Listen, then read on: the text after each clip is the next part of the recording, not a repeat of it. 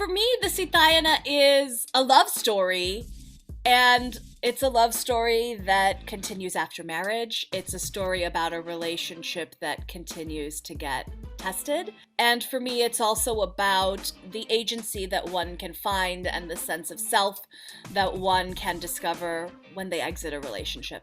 It's a love story, but I don't know if it's a love story necessarily about Sita and Ram. I think it's about learning a love for self. How do you value yourself and your heart and what you need to find joy? How do you value that enough to sacrifice other things that might bring joy and happiness to other people? In this play, Sita's voice is heard, Sita's perspective, the confusion that Sita has, the direction that Sita wants to go to. We hear things from her voice. And I think that that's important. I think it's important right now when there's just a lot of noise and you can forget to listen.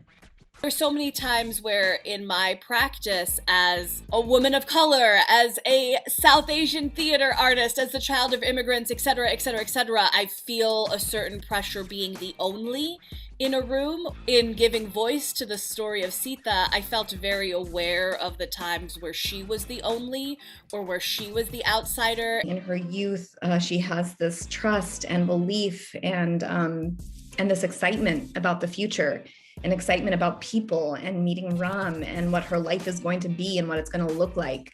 And then as she ages, she starts realizing what the societal norms are, what's appropriate, what she needs to do, what loyalty means. Even if we see somebody in a particular light, even if we see a woman in a particular light or a certain body, they can change and they can grow and they can discover themselves and they can have agency, and that agency can change as they get older.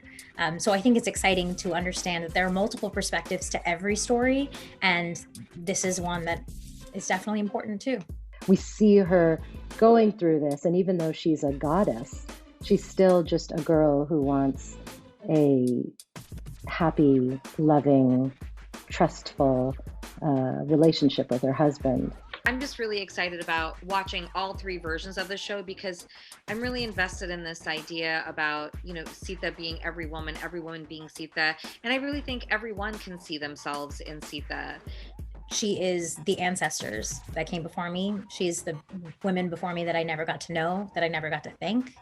She is someone fighting for all of us. And even if we don't know her name or remember her name, she was there, and that's why there's a piece of us that can continue to move forward every day. I think what's really special about this story is the artists that are telling it and the fact that they are taking this story into their own hands and making it their own and offering it back out to an audience that I hope is open to hearing this story in a new way in this time.